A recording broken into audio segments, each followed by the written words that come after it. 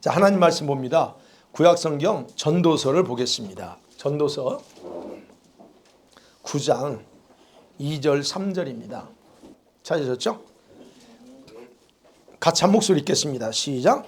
모든 사람에게 임하는 그 모든 것이 일반이라 악인과 의인과 악인, 선한 자와 깨끗한 자와 깨끗하지 아니한 자, 제사를 드리는 자와 제사를 드리지 아니한 자에게 일어나는 일들이 모두 일반이니 선인과 죄인, 맹세하는 자와 맹세하기를 무수하는 자가 일반이로다.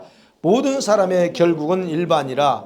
이것은 해 아래에서 행해지는 모든 일 중에 악한 것이니 곧 인생의 마음에는 악이 가득하여 그들의 평생에 미친 마음을 품고 있다가 후에는 죽은 자들에게로 돌아가는 것이라. 아멘. 오늘은 여러분이 듣기 싫어하는 저주에 대해서 나누려고 합니다. 제목이 그렇습니다. 당신에게는 저주가 여전히 작동하고 있습니다 라고 하는 겁니다. 여러분, 이 말이 무슨 말인지를 한번 말씀드리면서 그리고 왜 이 말씀을 하는가를 한번 생각해 보시기 원합니다. 여러분, 지금까지 우리가 살아오면서 후회스럽고 아쉬웠던 순간들이 참 많죠. 우리 젊은 청년들은 어떤지 모르겠어요. 근데 나이가 이제 들어가면서 후회스러운 게 너무 많아요. 20대 때 그렇게 살지 말 걸, 그렇게 하지 말았을 걸 하는 순간들이 참 많습니다. 그래서 다시 그때로 돌아가면 꼭 고치고 싶고 바꾸고 싶은 것들이 참 많습니다. 어떤 경우는 그런 것도 있어요. 그때 정신만 바짝 차렸어도 실수하지 않았을 건데, 그런 거 있죠. 순간 잘못 판단해서 내가 행동하지 않았다면 내 인생은 이렇게 되지 않았을 텐데, 그런 거 있죠. 사람을 잘못 만났어 내가. 그때 좀 잘 판단할 걸. 그때 내가 그냥 분노만 참았어도, 함부로 내가 말만 안 했어도, 그런 거죠. 이런 모든 것들은 사실 이미 돌이킬 수는 없습니다. 그렇지만 지금 돌아보면 여러분의 인생에 어때요? 내 인생이 이렇게까지는 되지 않았을 텐데 하는 그런 것들이 있을 겁니다. 그것만 있나요? 지금 와서 여러분 스스로 생각해 보세요. 나 왜 그러지? 나는 왜 이럴까? 현재 여러분 자신의 모습이 싫을 수도 있습니다. 나는 내 모습이 싫어. 외모가 싫다는 게 아니고 현재 나라고 하는 존재 자체, 그리고 내가 삶을 살아가면서 하는 모든 것들이 싫다는 겁니다. 아니, 이렇게까지밖에 하지 못하는 것 자체가 싫다는 거예요. 그래서 싫어. 이런 거 있죠. 지금 어떠세요 여러분? 분노 조절이 잘 됩니까? 분노 조절이 잘 안 되고 혈기가 순간적으로 폭발합니다. 이러니까 내가 나 자신이 싫어. 하고 나서 싫습니다. 그죠? 또 어떠세요? 여러분 지금까지 신앙생활을 20년, 30년, 40년, 50년 모태신앙부터 생활했습니다. 그럼 왜 나는 성장하지 못하냐는 거예요. 그렇게 오래 교회 다니고 그렇게 오래 설교를 들었는데 왜 나는 성장이 안 될까? 왜 나는 변화되지 않을까? 20년 전이나 지금이나 왜 나는 변화가 안 될까? 나는 내 의지대로 왜 안 되냐는 거예요. 이런 거 많죠. 의지대로 안 돼. 그래서 어떻습니까? 지금 여러분 각자 행동이나 습관이 마음에 안 들지만 어때요?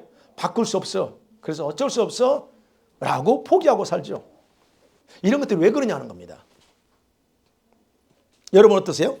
이건 그렇죠. 이 성품과 성향의 문제도 있죠. 내 성향이 그러고 성품이 그러니까. 그럼 보세요. 현재 여러분의 성품과 성향은 누구의 것에 기초해서 세워졌을까요? 여러분 다 각자가 다릅니다. 그죠? 근데 그것이 누구에 의해서 지금 이렇게 나한테 세워졌냐는 겁니다. 기본적으로는 여러분이 부모에게서 물려받았습니다. 부모의 DNA를 통해서 여러분의 모든 걸 다 물려받았죠. 그러면 여러분 부모로부터 받은 그것이 정상적이었냐 하는 겁니다.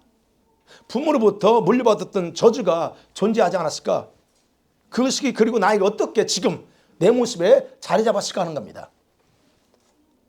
또 교회 안에서 예수 믿고 나서 굉장히 열정적으로 헌신하고 막 이 불처럼 일하는 분들이 있습니다. 굉장히 좋습니다. 그런 분들 때문에 교회는 돌아갑니다. 그런데 그런 분들일지라도 그렇게 헌신하고 열정적으로 하는 그 영적인 배경이 뭐냐는 거예요. 어떤 사람은 동일하게 은혜 받는데도 별로 강감해. 근데 어떤 사람은 그냥 불 붙어가지고 막 불나게 합니다. 뭐가 문제냐, 뭐가 차이 있냐는 겁니다. 대부분 다 우리가 분석해야 돼요. 두 가지 종류입니다. 그런 열정은 정말 불 받아가지고 그냥 이 목숨 바치겠다 하는 사람이 있는 반면에, 또 하나는 거절감, 태아에서부터 부모로부터 아버지의 부재로부터 온 거절감에 의해서 인정받으려는 욕구가 그 뿌리 속에서 작용하기 때문에 내가 뭐든지 해야 돼, 뭐든지 열심으로 해야 된다고 하는 그것이 작용할 수 있다는 겁니다. 그걸 파악하는 게 중요하다는 거예요.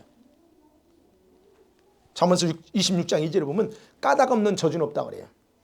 까닭 없는 저주는 없다라고 말하는데, 그렇다면 뭐예요? 저와 여러분의 현재 모습은 원인 없는 결과는 절대로 존재하지 않는다는 얘기예요. 뭔가 있었기 때문에 현재 저와 여러분의 모습이 이렇고 성격이 이렇고 이렇다는 거예요. 그러면 그 원인이 뭐냐는 겁니다. 내가 많이 아픕니다. 내가 마음이 정신적으로 힘듭니다. 내가 믿음이 이렇습니다. 뭐가 문제냐니 원인이 있다는 거죠. 자, 첫 번째로 그 원인이 오늘 그겁니다. 저주입니다. 성경에서 말하는 저주가 뭐냐는 겁니다. 여러분이 생각할 때 저주하면 어떤 생각을 합니까? 일반적으로 저주하면 와장창 막 대형 사고 터지고 막 질병 크게 해가지고 막 이게 저주라고 우리는 보통 생각합니다. 근데 성경에서 말하는 저주는 저와 여러분이 생각하는 저주와 개념이 전혀 다릅니다. 성경에 저주라는 단어가 처음 등장하는 곳이 창세기 3장입니다. 여러분, 타락하기 전에는 완벽한 질서가 운영되었고, 그리고 하나님의 축복이 완전하게 흘러갔습니다. 그리고 에덴 동산도 역시 완벽했어요. 그런데 아담이 타락하면서 선포된 게 바로 이 저주입니다. 그러면 구약에서, 성경에서 저주라고 하는 단어가 히브리어로 5개 정도가 써요. 근데 그 중에서 제가 한 단어만 소개하면, 가장 많이 사용된 단어 하나만 소개하면 아라르라고 하는 단어입니다. 아라르. 그 아라라는 단어뜻이 제지한다는 거예요. 묶어버린다, 이런 뜻입니다. 그러면 뭐냐면 기존 좋은 것을 낮은 상태로 바꿔버리는 것을 저주라고 말합니다. 예를 들면 그래요. 정상적으로 와야 될 것들이 오지 못하게 막혀버리는 상태, 그게 저주입니다. 그 뜻이에요. 내가 인정받아야 되는데 인정받는 대신에 누군가 나를 멀리하고 나를 혐오하게 되는 그게 저주입니다. 또는 무엇인가 내가 막 이렇게 막 하려고 하는데 뭔가에 의해서 내가 하지 못하는 거예요. 즉 저항하지 못하도록 무력하게 만들어버리는 상태, 우리가 그렇죠. 뭔가 하려고 하는데 안 돼. 이게 바로 저주라는 뜻입니다. 그러면 보세요. 창조 때는 너무 좋은 상태, 완벽한 상태였는데 저주가 오면서 어떻게 해요? 뱀은 어떠세요? 창조 때 뱀이 완전했어요. 그런데 지금 여러분 어떻습니까? 뱀하면 혐오의 대상이 됐습니다. 그게 바로 그 뜻이에요. 저주라는 게 그걸 바꿨다는 거예요. 혐오의 대상이 됐죠? 그러면서 어떻습니까? 땅이 저주받았습니다. 땅이 저주받으니까 뭐가 나와요? 엉겅퀴와 가시던 불을 냈다라고 말합니다. 저주 때문에 완벽했던 에덴 동산의 좋은 것들을 누리지 못하고 어떻게 됐어요? 쫓겨나는 게 저주입니다. 그것을 저주라고 말해요. 그러면 완벽했던 하나님과의 관계에서 깨졌고, 자연과의 관계에서 깨졌고, 그 다음에 부부의 관계가 뒤틀려 버렸어요. 이게 저주입니다. 저주의 결과예요. 여러분 보세요. 그럼 제가 하나 설명할게요. 땅이 저주받았다고 그러잖아요. 자연이 저주받았습니다. 그걸 어떻게 알아요? 저주받았다는 것을 로마서 8장 21절 3절에서 다음같이 기록하죠. 넘겨보세요. 같이 봅니다. 시작.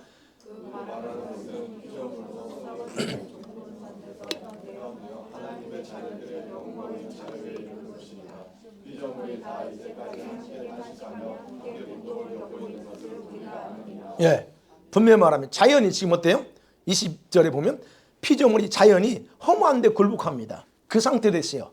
하나님께 굴복해야 되는데 엉뚱한 것에 굴복하고 썩어짐의 종로를 한 상태가 바뀌어버렸고 그 다음에 어떻게 해요? 이제까지 지금까지 탄식하면서 고통을 겪고 있던 자연이 이 피조물이 어떻게 완벽히 있던 자신이 저주가 들어온 이게 바로 저주입니다.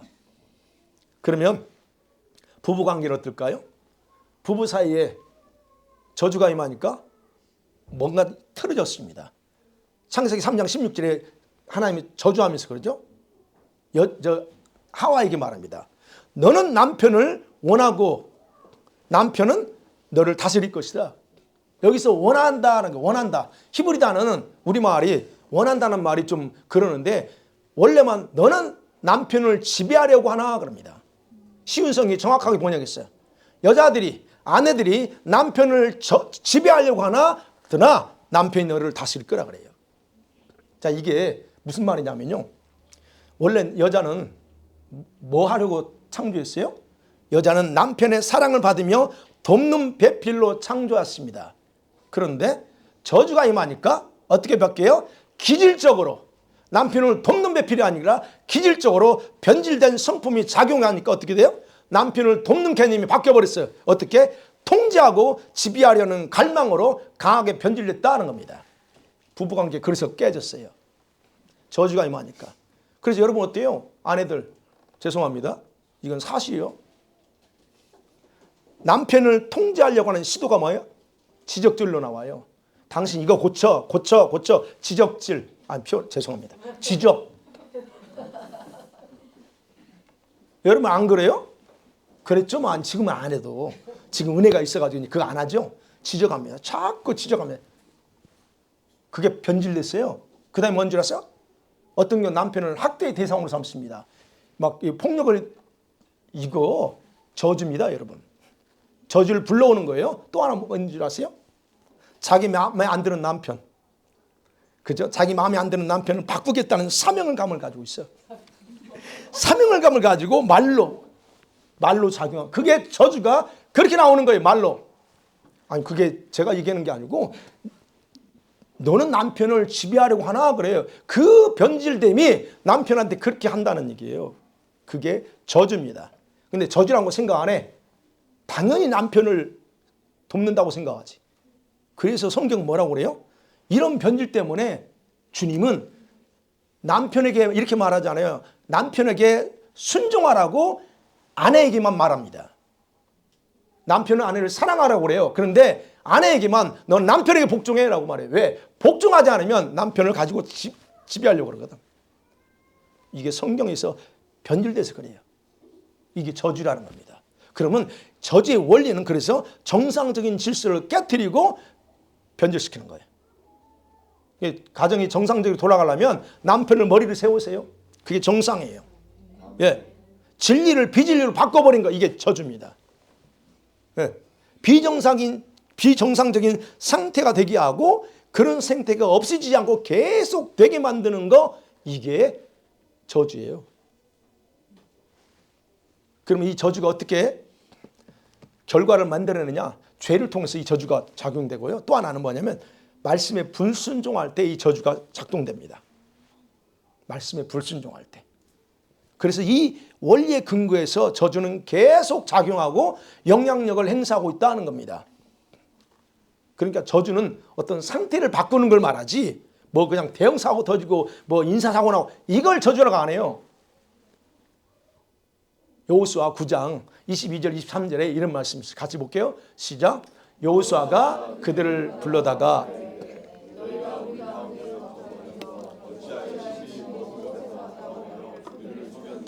그러므로 너희가 저주를 받나니 너희가 대를 이어 종이 되어 네 하나님 야여 나무를 패며 물 깃는 자가 되리라. 여러분 이게 무슨 말이에요? 기브온 족속 여호수아가 가나안 땅을 정복할 때 기브온 족속들이 바로 예루살렘에 살던 기브온 족속들이 거짓말을 왔잖아요. 죽고 싶지 않으니까. 그럼 무슨 말이에요? 기브온 사람들은 악한 짓을 한 게 아니에요. 악한 짓을 한 게 아니에요. 그게 아니고 그냥 죽고 싶지 않으니까 멸망되고 싶지 않으니까 자기들이 살 수 있는 방법을 선택한 게 그거 있어요. 근데 그것이 거짓으로 속인 행위였어요. 근데 그 거짓이 뭐예요? 스스로 저주하게 만드는 행위로 간주해서 말합니다. 너희가 저주를 받아 그럽니다. 저주. 그러니까 저주의 결과는 뭐예요? 자유신분이었잖아요. 이 기본 사람, 그 신분이었던 자들이 종의 신분 상태로 전락해버리는 거예요. 이게 저주예요. 저주. 그렇다면 저주에 대한 명확한 개념이 여러분이 있어야 돼요. 저주. 지금도 저주가 여러분이 있고 여러분이 만들고 있다는 거예요. 자, 오늘 그 부분 보려고 합니다. 자, 저주는 그래서 최악의 상황 벌어지는 것이 아니고 상태를 변화시키는 거, 바꿔버리는 거, 그게 저주다. 그러면 보세요.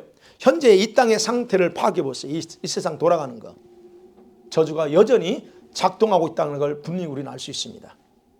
그죠? 법을, 악을 선이라고 바꾸려고 그래. 이게 저주예요. 선을 선이라고 말하고 악을 악이라고 말했는데 그걸 바꾸려고 합니다. 그게 저주예요. 자꾸 저주를 초래하는 겁니다. 그러면 이 저주가 작용하고 있는 세상에서 저와 모두가 살고 있습니다. 비록 구원받았을지라도 우리는 이 저주받은 세상에서 동일하게 살고 있으면서 그 동일한 영향력을 받고 살고 있다는 것. 그렇다면 저주는 믿는 자라고 해서 예외될 수는 없다 하는 겁니다. 우리가 난 믿는 자니까 저주 없어? 아니, 우린 저주 아래 있어요. 오늘 본문의 말씀에 솔로몬이 말합니다. 솔로몬이 노년에 자기가 인생을 다 젊었을 때 엄청난 쾌락과 부귀영화를 다 누려놓고 보면서 보니까 깨달은 거예요. 아, 자기 때문에 얼마나 어떤 저주가 임했고 어떤 결과가 왔다는 걸 알고 나서 쓰는 게 이게 모든 사람에게 임하는 모든 것이 다 일반이다. 악인, 선인, 선한 자, 깨끗한 자, 깨끗하지 않는 자, 제사하는 자, 즉 예배하는 자, 예배하지 않는 자 다 똑같다는 겁니다. 결과가 똑같아요. 그리고 말하죠.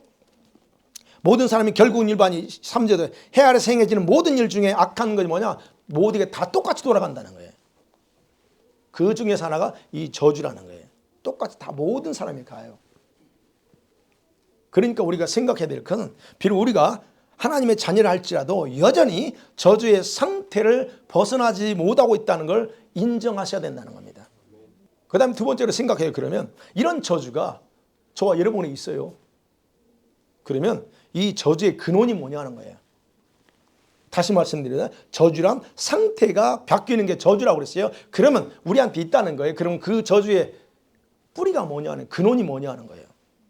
자, 지금 세상에 작용하고 있는 저주는 보편적으로 작용하고 있으면서 동시에 우리 개인적으로 동시에 작용하고 있다는 겁니다. 만일 이러한 저주가 여러분과 저에게 지금 작용하고 있다면 생각해야 돼요. 나에게 어떻게 이 저주가 임하고 있느냐는 겁니다. 어떻게? 여러분, 저주는 그냥 임하는 게 아니라고 그랬어요. 원리가 있다고 그랬어요. 원리를 작동시키는 것이 두 가지예요. 죄와 말씀의 불순종이라 아까 말씀드렸죠. 이 두 가지를 통해서 저주가 저와 여러분 가운데 작동됩니다. 그럼 누구의 죄로 이런 저주가 계속 작용하고 있느냐는 겁니다. 두 가지. 첫 번째, 조상들의 죄입니다. 부모의 죄의 결과로 지금 저와 여러분이 그 저주 아래 있고 저주를 누리고 누린다기보다 모르니까 살고 있다는 거예요. 여러분, 병원에서 갓 태어난 아기 죄를 짓지 않았습니다. 아무런 죄지 않아요. 그냥 단지 응애하고 태어났을 뿐입니다. 그럼에도 불구하고 그에게는 저주가 없어야 되지만 근데 그에게 저주가 있습니다. 죄를 짓지 않았어요. 왜 그러냐요? 그 저주가 어디서 왔냐는 겁니다. 부모에게서요. 엄마 아빠에게서 온 거예요. 그래서 죄는 전이되는 거예요. 죄는 유전됩니다. 자녀들한테. 끝나잖아요. 그 다음에 죄의 형벌도 자녀들한테 유전되고 자기한테도 와요. 그래서 로마서 5장 12절에서 분명히 이렇게 기록하고 있잖아요. 시작. 그러므로 한 사람으로 말미암아 죄가 세상에 들어오고 사망이 들어왔나니 이와 같이 모든 사람이 죄를 지었으므로 사망이 모든 사람에게 이르느니라. 한 사람이 죄를 지었어. 근데 세상에 사망, 저주가 왔어요. 그럼 한 사람으로 말미암아 똑같은 얘기예요. 그러니까 모든 저주가 모든 사람에게 들어왔다는 거, 이게 저주의 원리와 같다는 얘기예요. 그렇다면 봐야죠. 우리 부모, 우리 조상들이 지은 죄의 결과는 지금도 작용하고 있다는 것은 당연하다는 거예요. 예수 믿건 안 믿건 상관없어요. 이거는 지금부터 생각하지 마세요. 다음 주에 설교할 거니까. 그럼 예수 믿는 건 뭐예요? 예수님 십자가에 죽으면 어떤 의미야? 요건 다음에 할 거니까 제가 지금 보편적인 얘기하는 거예요. 부모가 죄를 예수 믿어도 이런 역시 그 죄였던 죄의 결과로 작용하고 있다는 거예요. 그러면 보세요. 오늘날 우리 구원받은 저와 여러분 같이 지금 예수 믿는 구원받은 사람도 이 저주를 받을 수 있느냐 하는 겁니다. 있어요, 없어요? 제가 그랬죠 아까. 기본적으로 우리에게는요. 기본적으로 생명과 저주는 우리 인생길 앞에 다 놓여있다라고 성경에 그렇게 기록하고 있어요. 그 신명기 30장 15절에 기록하고 있죠. 시작. 보라 내가 오늘 생명과 복과 사망과 화를 내 앞에 두었나니. 사망과 저주, 화가 저주입니다. 두었다는 겁니다. 그렇다고 하면 인생의 생명과 인생의 저주는 스스로 우리 앞에 놓여 있어요. 그건 있는 거예요. 당연한 거예요. 그러나 선택은 본인이 한다는 겁니다. 본인이야. 근데 부모가 과거에 잘못된 걸 선택했어. 그 결과로 우리는 당할 수 있다는 겁니다. 그렇다면 보세요. 그 죄는 죄된 행동은 사라지지 않고 그 집안과 후손들에게 그대로 전이된다는 거예요. 물론 얘기했죠. 출애굽기 34장 6절 7절에서 정확하게 기록하고 있어요. 같이 봐요. 시작. 여호와께서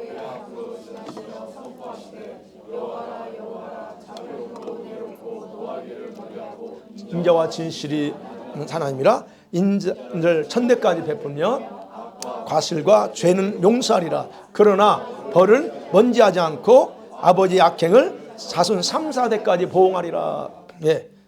하나님은 너무나 좋으신 분입니다. 우리를 용서하고 사랑이 넘쳐나는 분입니다. 그래서 우리가 지은 죄에 대해서는 회개하면 용서합니다. 우리 부모가 지은 죄를 부모가 회개하면 용서받습니다. 그러나 죄의 형벌은 끝나지 않는다 그럽니다. 그것이 지금 저와 여러분 같은 3, 4대까지 미친다는 거예요. 그렇다면 우리가 여전히 그 영향 아래에 있고, 물론 부모님이 예수 믿고 나서 모든 걸 다 회개했고, 그럼 감사하죠. 제가 보편적인 얘기하는 거예요. 부모들이 다 했다면 괜찮아요. 그러나 보편적으로 그렇다는 겁니다. 그럼 부모들이 지은 죄 뭘까요? 여러분 잘 모를 겁니다. 주님만이 아시겠죠. 그러나 우리가 일반적으로 판단해 보면 그래요. 부모들 중에서 행한 죄악이, 우리가 큰 것만 말씀드리면 폭력을 행하거나 간음을 행하거나 살인하거나 우상숭배하거나 또는 여기 식으로 하면 마술사하거나 또는 그죠? 한국 무당, 주술사들, 이런 일을 한 사람들, 약탈하거나 사기쳐서 사람을 사기쳐서 재산을 착취하거나 일어났던 어떤 눈에 드러나는 이런 죄악들은 했다면 여러분 이 죄에 대해 나중에 뉘우치고 회개하면 용서는 받습니다. 그러나 그 벌은 면제되지 않는다는 거예요. 그게 지금 오늘 출애굽기 34장 말씀에 면제되지 않습니다. 그리고 당사자가 받던 그의 후손들이 합법적으로 그 징계는 들어간다는 얘기예요. 저기에 3, 4대. 그럼 어떻게 생각해 봐요? 보세요. 어떻게 그 벌이 합법적으로 집안에 흘러가냐는 거예요. 먼저 기억하셔야 돼요. 여러분이 어떤 죄를 지으면 그 죄를 타고 악한 귀신들이 그 사람의 여러분의 블러드라인에 합법적으로 들어가면서 활동합니다. 그러면서 벌을 집행합니다. 그 방법은 죄의 경중에 따라서 단명시켜요. 생명을 40대 50대로 줄여버리고, 아니면 병, 중풍병, 나병 환자, 요즘 그렇죠. 유출병, 암, 요즘은 별의별 많죠. 이런 등등의 고질병으로 고치지 못할 병을 들게 만들어요. 그래서 그 병으로 징계를 합니다. 근데 그것이 자기만 끝나면 좋아. 근데 그거에 자녀들에게 그대로 전이되어 동일한 일들이 그 몸에 질병으로 발생합니다. 그래서 그러잖아요. 부모들이 가지고 있는 병을 자녀들이 그대로 가지고 있잖아요. 그게 왜 그런지 분명하게 파악하셔야 돼요. 그래서 병원에 가면 의사도 방법이 없어요. 이건 유전입니다. 방법이 없어요. 성경에 그런 얘기가 나오잖아요. 다윗이 바세바 간통하고 우리아 죽이고 그렇게 돼서 자녀들끼리 살인하고, 압살롬, 이번 주에 보겠죠. 압살롬이 보는 데서 다윗의 첩들과 그냥 그런 짓 하고, 그런 벌어지잖아요. 엘리시바는 생명을 단축해버립니다. 어렸을 때 다 죽여버려요. 그럼 뭐냐? 이 저주는 어떻게 오냐는 거예요. 저주는 하나님이 하는 게 아니고 하나님으로 오는 게 아니고 그런 악을 행할 때에 하나님이 보호해주고 막아줬던 그 보호막을 풀어버려요. 그렇게 되면 사단이 마음껏 활동할 수 있도록 문을 열어주는 거예요. 여러분이 아셔야 될 게 예수 안 믿는 사람들도 하나님이 보호하십니다. 그들 아셔야 돼요. 여러분만 보호하는 게 아니에요. 그들도 보호하십니다. 원수가 마음대로 그들의 생명 마음대로 막 지들 마음대로 죽이고 막 하게끔 하지 않아요. 주님이 불신자들을 다 보호합니다. 그러나 보호하지만 그들이 어떤 악을 이런 어떤 악을 행하면 열어버려요. 그러면 그 가정에 동일하게 흘러가요. 우리도 마찬가지라는 거예요. 그래서 그런 식으로 하나님의 징계가 이 귀신을 통해서 나타나는 거예요. 그러니까 이런 죄를 지을 때 보호의 문을 주님은 열 수밖에 없어요. 왜 그러냐 얘기 드렸죠. 원리가 그래. 공의 법칙상 주님은 열어야 돼. 그래서 여러분 열면 귀신이 그 문으로 들어가서 그 집안에서 베리배치를 다 합니다. 그래서 죄의 결과를 거두는 후손들은 먼저가 있어. 죄가 없는데도 그 후손들은 그런 다양한 질병, 아픔, 상처 그를 통해서 억울한 일을 당하면서 인생이 망가지는 삶을 사는 거예요. 그래서 그러는 거예요. 여러분 어떠세요? 저는 그 당사자 중에 제가 한 사람입니다. 당사자 중에 한 사람이에요. 제 얘기는 안 할 거예요. 그러면 두 번째, 어떻게 이 저주가 뿌리가 뭐냐는 거예요. 두 번째는요. 여러분이 선택한 결과로 그렇습니다. 여러분이 선택합니다. 아까 그랬죠. 저주가 저주에 대해 정확한 이해를 했어요. 저주는 와장창 깨지는 게 아니고 상태를 바꾸는 것이다. 그러면 우리가 살아가면서 얼마나 많은 부분에서 저주를 풀어놓고 살아왔는지를 여러분이 인식할 필요가 있어요. 왜냐하면 우리가 도덕적인 죄를 안 지을 수 있어요. 왜? 여기서 그런 잘못했다면 문제 터지죠. 교도소 가야 되니까. 우린 그 죄를 안 짓습니다. 좋아요. 그건 우리가 예수 믿고 나서 안 짓습니다. 그런데 우리는 또 한 가지가 있어요. 아까 그랬죠? 말씀에 불순종할 때에 저주는 작용한다는 겁니다. 불순종할 때. 여러분 우리가 풀어놓는 저주는요. 모르고 불순종했던 알고도 불순종했던 작동되어 돌아가요. 네. 여러분 봐요. 오늘 지금 와서 예배 드립니다. 그리고 설교를 들어요. 그러면 말씀을 들을 때 성령께서는 여러분들에게 해야 할 일들을 깨닫게 하고 행하도록 마음의 동기까지 다 부여해 줍니다. 한 가지, 최 한 가지라도 부여를 해줘. 깨닫게 해요. 아 그렇구나. 깨닫게 합니다. 그런데 그 깨달은 것을 여러분이 깨달음으로 좋았어 오늘 설교 은혜스러웠어 라고 끝내버리죠. 그리고 거절한 다음에 행동하기를 거절한다면 그것은 여러분에게 저주가 활동된다는 거예요. 그래서 차라리 안 들었어야 되는데 들은 게 잘못이에요. 그래서 들었으면 들은 대로 순종해야 된다는 얘기예요. 그 저주가 뭐냐 이거예요. 오해하지 마세요. 저주가 뭐냐 여러분을 위해서 일하려고 대기하고 있는 성령님이 활동하지 않고 방관하는 것이 저주예요. 성령님이 여러분한테 일하게 해야 되는데 성령이 일을 안 해. 그럼 일 안 하면 어떻게 할 것 같아요? 잘 보세요.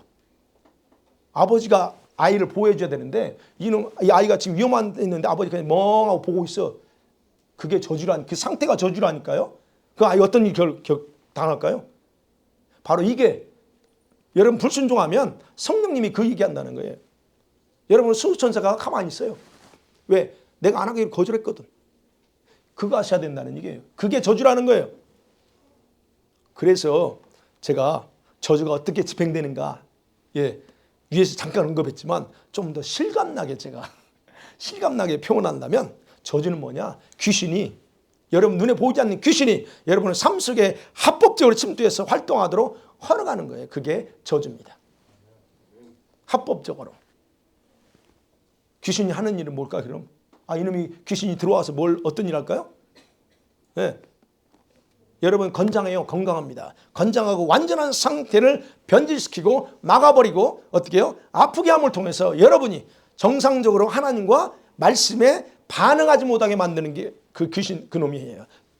저주를 집행하는 거예요. 그게 저주라니까요. 다른 걸로 생각하지 마세요. 그러니까 왜 내가 하나님 말씀 들어도 반응하지 못하냐? 원인이 그거예요.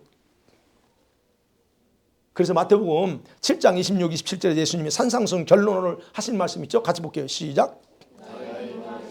행하지 아니한 자는 그 집을 모래 위에 지은 어리석은 사람 같으리니 비가 내리고 장수가 나고 그 집에 부딪힘에 심하니라. 저기 말씀 다 아시죠? 주님께서 불순종을 선택할 때 너희가 지금 산상수훈 5, 6, 7장, 3장 말씀을 그 많은 말씀 들었지. 그런데 그 말씀을 듣고 불순종한 자는 저런 일 한대요. 집을 지킨 척. 근데 어리석게도 모래 위에다 집을 짓는다. 그럽니다. 결국 불순종을 선택할 때에 우리가 당해야 될 불행을 정확하게 말하고 있어요. 그래서 여러분 자신에게 축복이 흘러오도록 열려있는 문을 다 막아버리는 거예요. 성령님이 여러분 자신을 위해서 활동하지 못하도록 묶어버리는 것이 누구 탓이 아니라 누가 막아요? 누가 묶어요? 스스로 불순종하기로 선택한 결과로 그렇다는 겁니다. 이게 저주입니다. 그러니까 누가 저주를 끌어와요?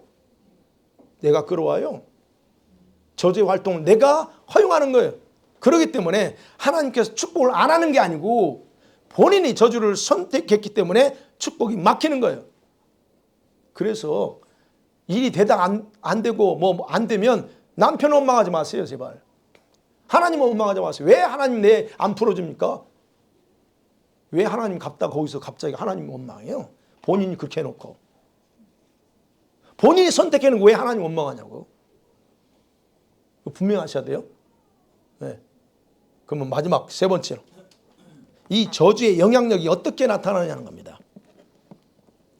저주의 영향력을 아까 일부 했지만 이제 정리해봐요. 여러분에게 저주가 중단하지 않고 이렇게 작용하게 될 때에 여러분에게 어떤 일이 벌어지냐. 여러분 개인에게 어떤 일이 벌어지냐는 거예요. 어떤 일이 벌어질 것 같아요? 아까 말씀드린 저주는 그냥 작동하지 않는다. 원리의 근거에서 법칙의 근거에서 돌아간다. 그 법칙이 뭐예요? 심고 거둠의 법칙이에요. 그게 돌아간다고 그랬어요. 그래서 설교 서론에서 그랬죠. 난 왜 이렇지? 네, 난 왜 이래 도대체? 나는 왜 분노 조절이 안 돼? 나는 왜 부정적인 생각들이 그렇게 많아? 아니 남들은 좋게 보는데 왜 내 눈에는 자꾸 부정적인 것밖에 안 보이냐 이거야. 왜 내 성품과 성향은 어때요? 이럴까? 여러분 이런 질문 아까 서론에 있잖아요. 그러면 이런 질문에 대해서 근본 원인이 뭘 것 같아요? 원인이 뭐냐는 거예요. 여러분 저와 여러분의 아까 말씀드린 여러분 각자에게 가지고 있는 기질, 성품, 성향은 다 누구로부터 일단 왔다고? 부모로부터 왔어요. 그리고 이 땅 우리가 태어났을 때는 모든 기능들이 완벽했습니다. 여러분이 장이 안 좋아요. 태어날 때부터 그랬어요? 이 땅에 태어날 때 완벽했습니다. 적어도 태어날 때는 심장의 기능, 폐의 기능, 오장육부인이 다 완벽했고 신경세포혈관이 다 완벽했습니다. 네. 그런데 우리에게 뭐가 흐르고 있다고? 이 저주의 작용이 멈추지 않고 작동되는 과정에서 모두가 다 트위스트해서 완전히 트위스트해 버린 거예요. 그래서 어느 부분에서 고장나. 어느 부분에서 이제는 조상들이 어떤 지은 거가 있다면 그것이 나한테 그대로 부분에서 작동됩니다. 그래서 살아오면서 서로에게 상처를 주는 거예요.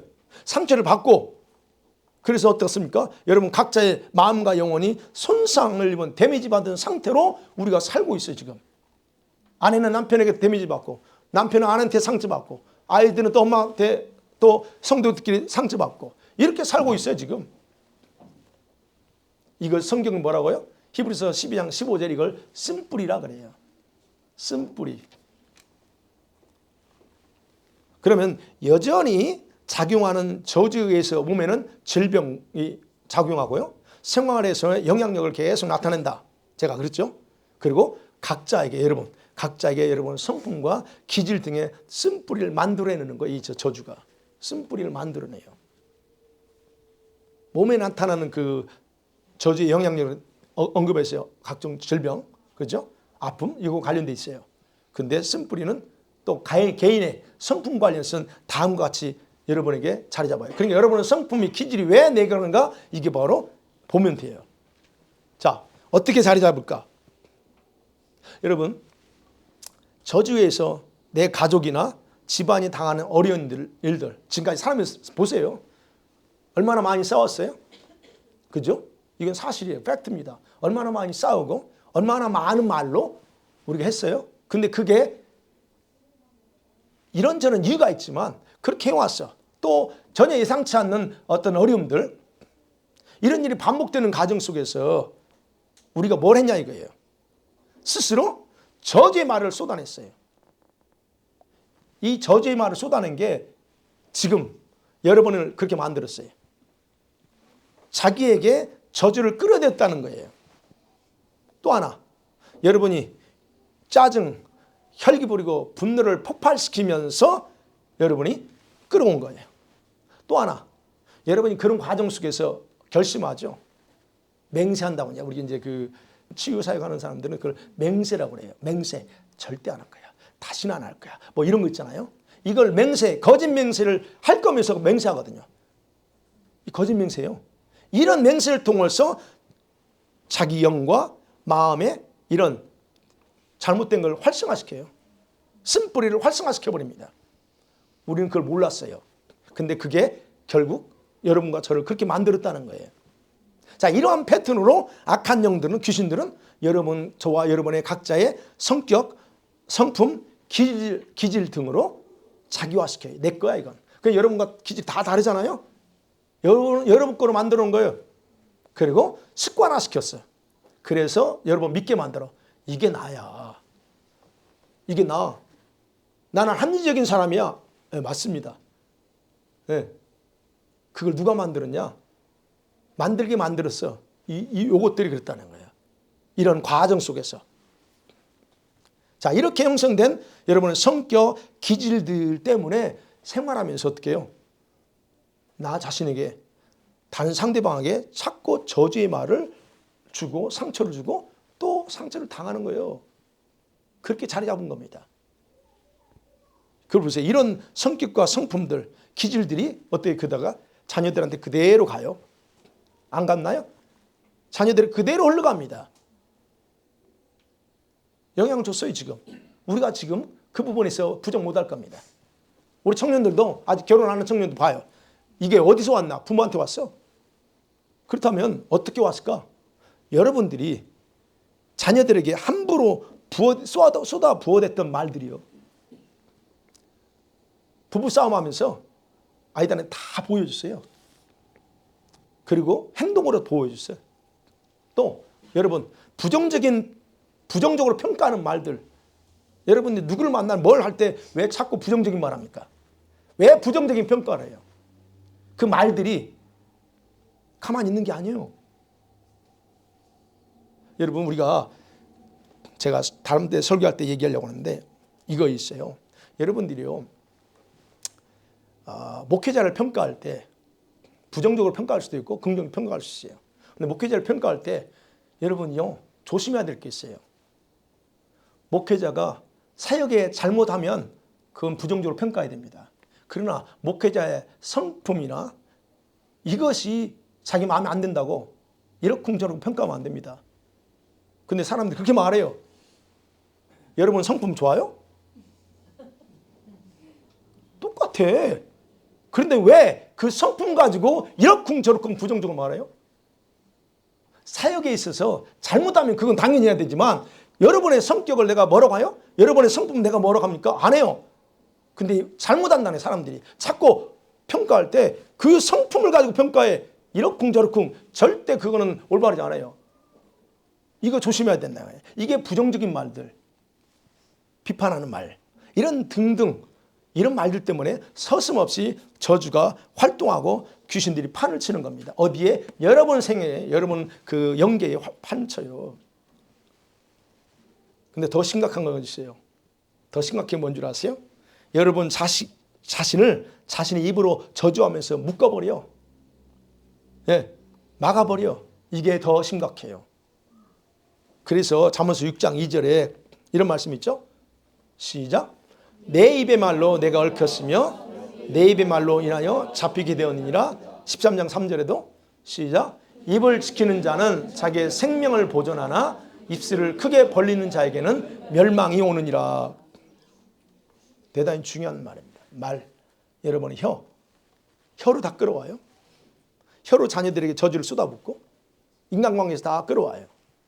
자, 이런 식으로 부모에게서 받은 것들이 쓴뿌리가 돼서 자기에게 작용하게 돼요. 그러면서 자신이 또 다른 사람에게 또는 자신에게, 다른 사람 말고 자신에게 어떻게 말합니까?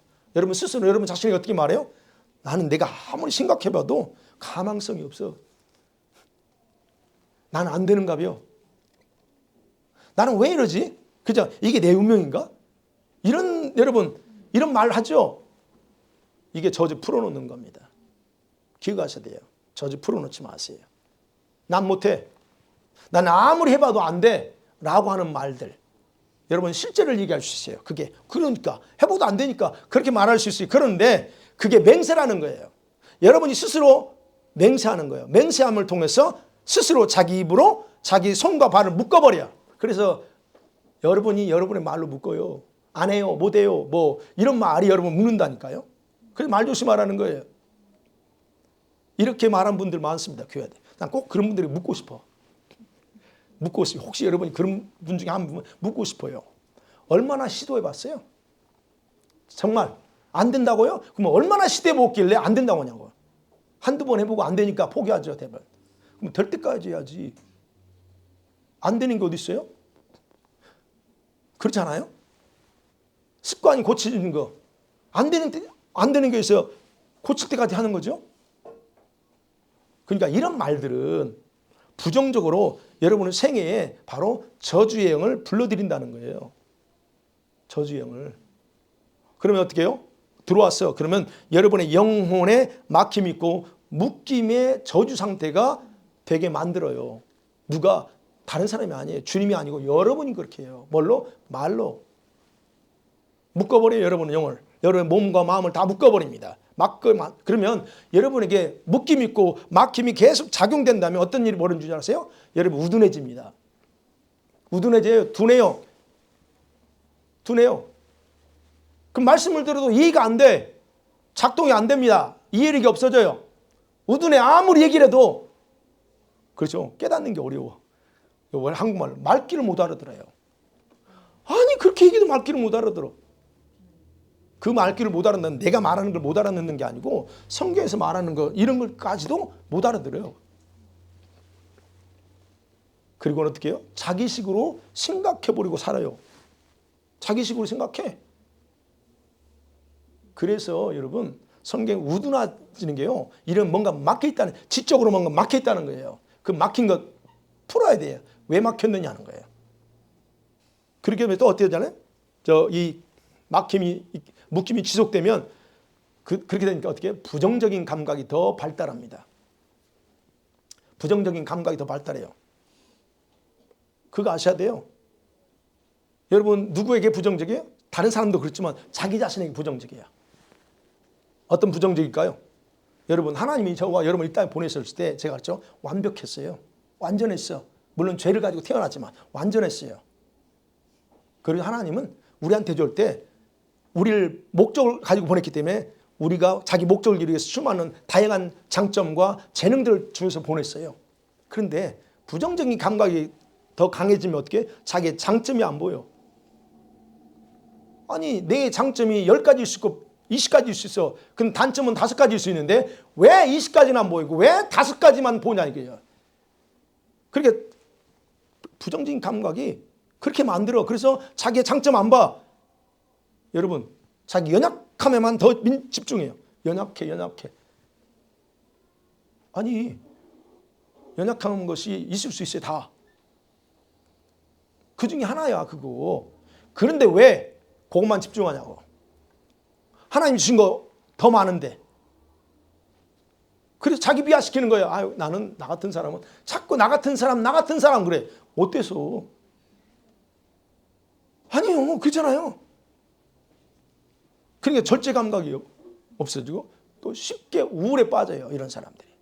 쉽게 자기 부정적인 사람들이 쉽게 우울에 빠집니다. 왜? 자기를 낮게 보니까 우울해져요. 안 그래요? 부모의 아픔, 병적인 증상들을 가지고 고생하는 거예요. 누가 그렇게 한 게 아닙니다. 제발 그래서 얘기하는 거예요. 자기에게 부정적이지 말아요. 왜 연약하면 한 가지만 집중하냐고. 더 많은 거 있는데 주님 주신 재능이 뛰어난 것들이 많은데 왜 그걸 안 보고 그게만 더 크게 보냐는 거죠. 그게 막혔다는 거예요. 묶였다는 거예요. 그게. 그 저주 풀으셔야 됩니다. 그래서 말씀을 들으면 스스로 성령의 감동으로 결단을 해요. 오늘도 내가 찔리니까 결단합니다. 근데 실제로는 자기 의지 발동이 안 돼. 이런 사람 있죠. 의지 발동이 안 돼. 앉아서 들을 때까지는 그때 가고는 의지가 안 돼. 발동이 안 돼. 그래서 빈번하게 설교를 듣고 감동을 받는데 실제 생활에서는 어때요? 행동하지 않아요. 이유는 많아요. 핑계도 많습니다. 그러니까 결정적으로 무슨 말이냐면 결정적으로 행동하고자 하는 의지력이 묶여버렸다는 거예요. 그게 저주입니다. 저주의 한 형태예요. 그게 나는 원래 그래 라고 받지 마세요. 그 푸시하죠. 묶여있으면. 이 모든 것들이 아까 두 가지예요. 부모로부터 투영된 것일 수 있어요. 그렇죠? 그 투영된 것을 살아가면서 결국 내 것으로 내가 만들었어요. 부모로부터 왔을지라도 그걸 자기 걸로 받아들이고 자기 걸로 삼은 건 본인이에요. 그래서 이 모든 것들이 쓴뿌리로 작용하면서 여러분을 하나님 은혜에서도 멀어지게 한다 하는 것이 히브리서 12장 15절 말씀이에요. 사랑하는 성도들 말씀 맺어볼게요. 자, 여러분이 아무리 구원받은 하나님의 자녀를 할지라도 타락으로 인한 전 인류에 작용하고 있는 이 저주 원리 아래서 자유할 수 없습니다. 예수 믿기 때문에 더 이상 저주가 우리를 다스리지 못한다는 생각 잘못입니다. 이 부분에 대해서 제가 다음 주 정확하게 예수님의 십자가와 관련돼서 얘기할 거예요. 그러니까 아까 서로 말씀 오늘 그거 가지고 여러분 고민하지 마세요. 다음 주 다 할 거예요. 그러면 생각해봐요. 이 저주는 언제 사라질까요? 저주가 지금 작동하고 있으면 이 저주는 언제 사라져요? 성경에 나와요.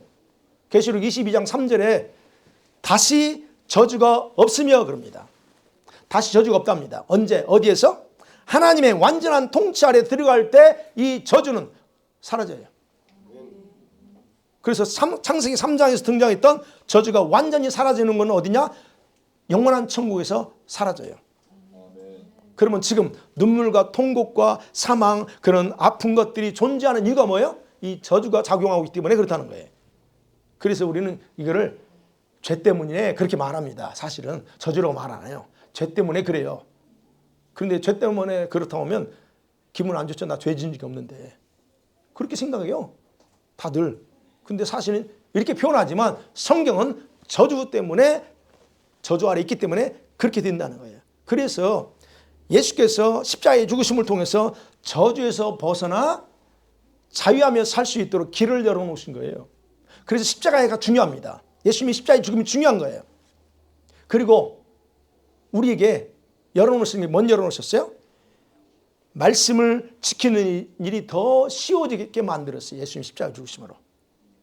더 나아가서는 성령을 우리한테 주심을 통해서 우리의 마음과 영을 새롭게 하셨어요. 그래서 얼마든지 우리 두 가지 죄 앉을 수 있고 그다음에 말씀에 불순종하는 거 이거를 막을 수 있다는 거예요.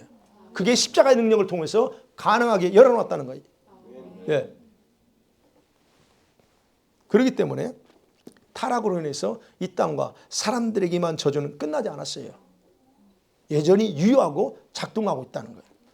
그렇다면 정리됐죠? 여러분 저주의 원리가 여러분과 저에게 어떻게 작동되고 있는지를 여러분이 인지했죠? 정확하게? 그러면 이제 봐야죠. 처음으로 돌아가서. 왜? 여러분이 왜 변하지 못하느냐? 왜 나는 게을를까? 왜 말씀을 듣고도 순종하지 못하냐는 거예요. 왜 여러분의 마음은 강팍하고 고집이 강할까? 예, 누구의 탓으로 돌릴 거 아니고 왜 그러냐는 거예요. 여러분이 게으릅니까? 게으를 수밖에 없어요, 여러분. 저도 마찬가지입니다. 왜 그런 줄 아세요? 여러분이 게으르고 싶은 욕구가 강하니까 그걸 따르는 거예요. 그래서 게을러요. 잘 생각하세요. 내가 변하지 못한다고요? 나는 아무래도 안 변해져요. 변하지 못한다고요? 그것은 여러분이 진짜 변하고 싶은 갈망이 없기 때문에 안 변하는 거예요. 잘 생각해 보세요. 순종하지 못해요. 그렇지. 순종이 안 돼. 네, 좋은 말로. 순종이 못한다? 안 한다? 그건 무슨 말이에요? 여러분이 하나님을 두려워하는 마음이 강하니까 여러분 스스로 그것뿐이라고 생각하는 거라는 걸 여러분 솔직하게 인정해 중요합니다. 순종 안 한 거, 못 하는 거 여러분요 하나님 두려워하지 않기 때문에 그래요. 여러분이 순종하지 않을 때 어떤 결과가 올까를 여러분 두려워한다면 여러분은 안 할 수 없죠. 그 두려움, 그걸 여러분이 두려워하지 않아. 인정하셔야 돼요. 마음이 강팍하고 왜 내 마음이 강팍하고 고집이 강할까? 그것도 마찬가지입니다. 여러분의 마음이 저주의 사슬에 묶여있지만 한 번도 문제의식을 갖고 있지 않기 때문에 그래요. 이게 문제구나. 내가 고집 부리는 거. 아내가 그렇게 기도하고 아내가 그렇게 여보 이렇게 해야 돼. 여보 예수 믿어야 되고 이렇게 얘기해도 고집 부려. 난 안 믿어. 너나 믿어. 남편들 다 그래요. 다 그건 안 그지. 여기 다 남자분 다. 대부분 남편 다 그래요. 너나 믿어. 나는 필요 없어. 왜 그러냐? 그게 그래서 그런 거예요. 고집이요. 그게. 자기가 몸이 죽어가는데도 자기 몸이 아빠 죽어가는데도 도와달라고 안 해. 생각해 보세요. 여러분이 잘 보세요. 제가 왜 말씀드리죠. 여러분이 정말 하고 싶은 거 있잖아요. 하고 싶은 것은 그게 죄랄지라도 여러분 해요. 안 그래요? 반드시 그 하나님이 싫어하는 줄 알면서도 반드시 합니다. 돈이 얼마나 들어가든 내가 하고 싶은 것은 반드시 해요. 안 그래? 지금 안 그러죠? 해요. 상관하지 않고 합니다. 그게 무슨 말이에요? 그게 여러분의 실체를 보여준다는 거예요. 그렇잖아요? 정말 하나님의 자녀로서 해야 할 일들을 하지 못한 상태가 되게 한 것이 저주의 상태라는 거예요. 이거는 저주의 상태에서 여러분이 벗어나지 않기 때문에 그런 일이 벌어져요. 그렇게 하고 있는 여러분의 모습에 한 번이라도 생각해 보세요. 내 모습이 이 모습이구나. 그러면서 그 모습을 심각성을 가져본 적 있어요? 이게 없어. 그러니까 그래. 나는 왜 이래야 돼? 이거 있잖아요. 왜 이래야 되지라고 냉정하게 여러분 자신을 평가해 본 적 있냐 이거예요. 왜 그래요? 생각해 봤으면 원인을 찾겠죠. 그래서 그걸 고치려고 하겠죠. 근데 거기까지 안 가. 자, 여기까지 딱 해놓고 주님께 기도합니다. 주님이 성령을 통해 저한테 감동을 주신 게 이거였어요. 저주로 묶여있는 모든 것들을 푸는 열쇠는 이미 너희에게 다 있다. 말씀이다 그래요. 저한테. 말씀이래요. 말씀대로 행하면 그 모든 묶임들은 풀어진다. 그래서 말씀이 검이라고 했다. 그렇죠? 말씀이 에베소 6장에 말씀이 검이라. 저주를 끊을 수 있는 하나님이 검이다라는 거예요. 제가 그래서 더 이해가 됐어요. 예. 말씀을 무시하고 생각을 의지하고 살면 그 묶임이 더 강해진다 그랬어요. 묶임이 강해진대. 그러면서 저한테 감동인 거예요. 너희들이 생각은 뭐냐? 생각이 나쁘다는 게 아니에요. 이 생각을 의지하고 살려고 하는데 그 생각은 저주의 묶임에 제가 이제 기도하는데 이게 와요. 이렇게 이미지죠. 가느다란 체인 같은 것을 만들어서 그 생각을 더 강하게 묶어버린다 그래요. 이 생각이 바뀌지 않도록 생각을 더 강하게 묶어버린대요. 그래서 처음 제가 그걸 봤어요. 그럼 보세요. 생각이 나쁘다는 게 아니면 우리 생각하고 살아야 그런데 우리가 말씀을 의지하고 살지 않고 여러분의 생각, 논리에 의지해 살면 이런다는 거예요. 그러면 저주는 풀어지지 않아. 그래서 마지막으로 하시는 게 말씀을 알고 듣는 것도 중요하지만 뭐예요? 순종하는 것이 너희를 자유케 하는 것이다. 그래요. 결론 나왔죠 뭐. 그럼 말씀대로 순종하며 살기 원합니다. 예. 그리고 여러분 입술에 파수꾼을 세우세요 이제. 파수꾼을 세워서 그 저주의 말을 중단하세요. 스스로 여러분 스스로 몸과 마음의 저주를 초대하지 말라는 겁니다. 그 선포하셔야지요. 내게 작용하고 있는 모든 저주의 묶임은 다 떠나갈지어다. 아멘. 나의 입으로 끌어 들어온 모든 저주는 내가 처리한다. 여러분 선포하 내 입으로 처리한다. 모든 저주의 악한 작용들은 다 중단될지어다라고 여러분이 스스로 선포하셔야 됩니다. 그리고 더 이상 어떤 저주 형태도 내 삶에서 허락하지 않기로 예수님을 선포한다라고 여러분이 하셔야 됩니다. 자, 그래서 여러분의 영혼과 생활의 영역에서 예수님의 십자가의 피를 선포하고 성령께서 모든 저주의 묶음을 풀어나갈 수 있는 말만 하면서 살기를 제 이름으로 간절히 축원합니다. 아멘.